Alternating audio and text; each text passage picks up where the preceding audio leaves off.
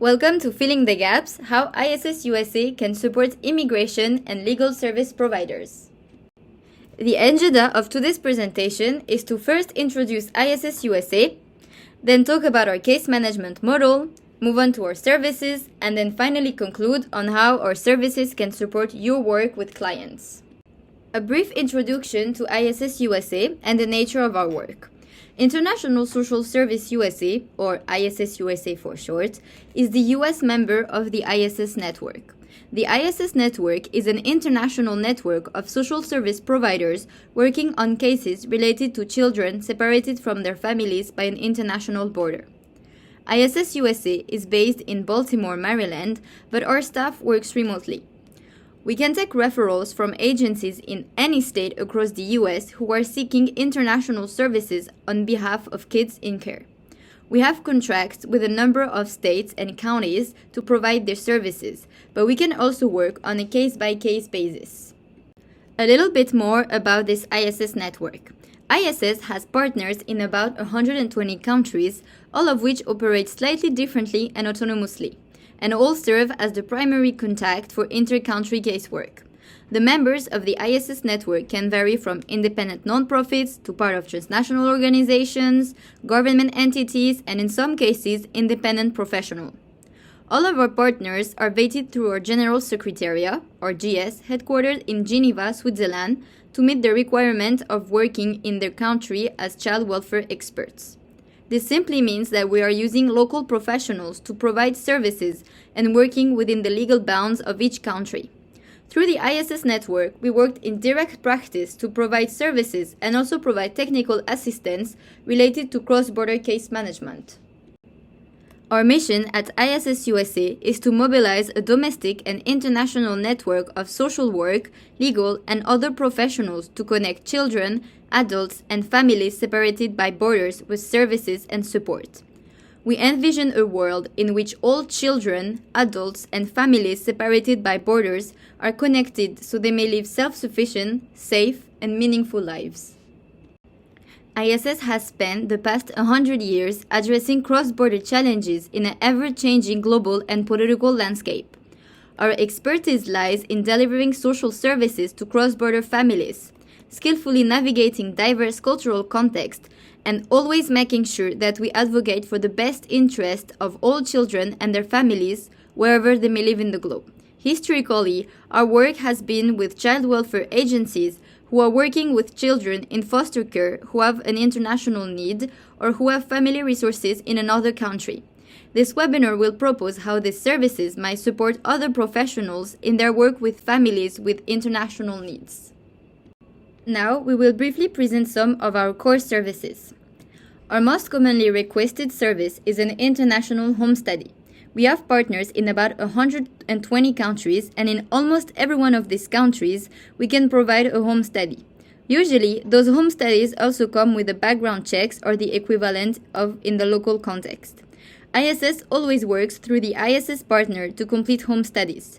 Sometimes that's through a government entity, but in many more cases, it's a private social work agency. It's an alternative to getting a home study exclusively through the public protection system, which can often get through a consulate. In some instances, there are advantages to this. Let's move forward with some of the other services. You can access a full list of our services online at ISS-USA.org. It's important to note that we can't provide all services in every country in all cases. Some country partners have a much wider and much flexible array of services, but certainly the network that we have in these 120 countries and the connections through them allow us to do a lot more than what is accessible by going exclusively through a consulate. If you have an international service need, you can always write to us to ask, and we can see what we can do. Another service we offer is document tracing. Consulates are essential partners and should be the first point of contact for key identity and travel document. ISS USA can assist in cases where there's more assistance needed in the foreign country, including helping a family member complete processes or sign documents.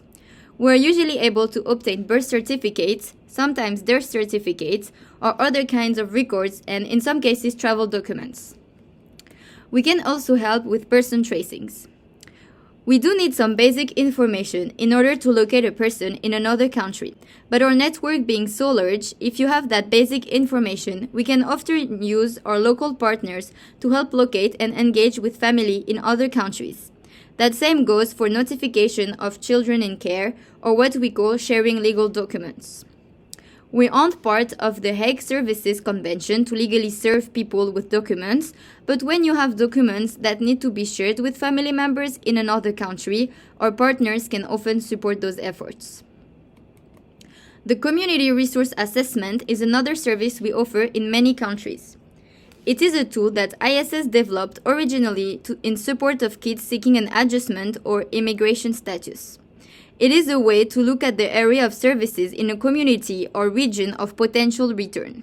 It started as a checklist and a way to document for decision makers and judges in the US what the legal service landscape is in the community of return and what are the risks as well as the opportunities of return. It is a neutral assessment, but over the years, we realized that looking at community resources can be much more than just an assessment tool. It can really be an effective planning tool. We now use community resource assessments as a way for social work and other child protection workers in that country to go through a list of resources, like medical services, educational services, mental and behavioral health services, vocational opportunities, access to legal services, access to basic needs, etc. It is still in a checklist form, but it also allows the worker to identify and give contact information for providers in each of those areas. So in the event of a child's placement with family in another country, a family's return to a home country, or a US-born child integrating for the first time with a parent or relative in another country, it can really be an actionable service plan. We've seen them to be pretty effective at that, especially because a home study doesn't often go deep into those services that can really sustain a safe placement. We also have services related to travel assistance and reintegration. We have a service called a reintegration home study, which is look at home from the perspective of placement stabilization rather than making an assessment for approval. If a decision has already been made to return a child to a parent without a home study being done, it's a way to make sure that the home has the basic needs and the parent is connected to resources, as opposed to using the home study solely as decision-making tool.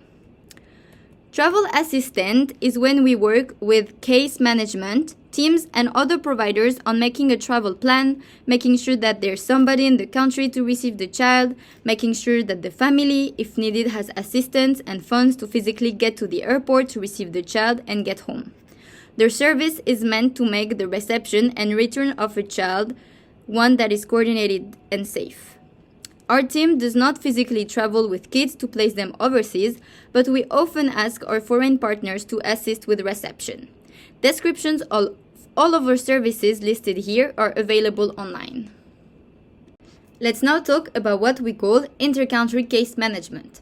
This is a brief visualization of how it works. The case management model applies to anyone referring a case, whether a child welfare entity, attorney, or individual. We get our referral either from an agency here in the United States looking for a service in another country, or in some cases from one of those 120 service partners looking for a service in the United States. About 2/3 of our work originates here in the US looking for services in another country. Each case has a dedicated case manager in both countries, and that person's job is to facilitate the casework and make connections and lead the communication. Cross-border case management is about taking that expertise and holding it in its liaison role, so that the case manager assigned to each case takes on all of the communication and coordination with the international partner, and the social work and legal teams can focus on their work domestically. Our services do come with a fee, and those fees pay for all of the case management support from the US team as well as the professional team of providers in the other country. That includes their travel in the country to visit families, do assessments, the professional time going to government offices, getting background checks, and the administrative cost of providing the services in that other country. Our inter-country service coordinators will work with you to figure out what the service needs and what the costs are. It is, however, important to mention that we do not have any immigration attorney or attorneys on staff, so when people come to us with questions that are really specific to an immigration case, we cannot help directly. However, we do see ourselves as partners with legal service providers in this shared work in a few key ways. Let's now look at the root of this webinar and find ways to support your work. First is support for planning. We can support your work with children, parents, and caregivers and community partners to plan for either temporary guardianship for children in the event of a detention, a deportation, or in making plans for potential return home. This can include gathering documents or identifying community resources in another country. The earlier the better on this, so that we can support the planning as opposed to engaging our international partners in crisis mode. Secondly, what we think is really important is engagement with family overseas. I mentioned facilitating their participation in court hearings, assisting with visitation or placement, and making sure they understand their rights as parents or receive any documents needed to be shared with the legal team in each case. We're not offering direct legal aid, but we can facilitate family engagement in the process by using social workers or, in some cases, legal professionals and relevant professionals in other countries to accompany family through complex cross-border cases. Sometimes, public child protection entities are not the most appropriate to conduct really deep engagement with families, particularly in areas where there are large indigenous communities or marginalized communities. Therefore, finding providers that can build relationships in these places can go a long way in getting information that is more meaningful. Which brings me to my last point. If there are services that you have questions about or think might be helpful, we want to hear from you, especially as it relates to family reunification. Again, all of these assessments are neutral, using local professionals to provide contextualized information in the country in question.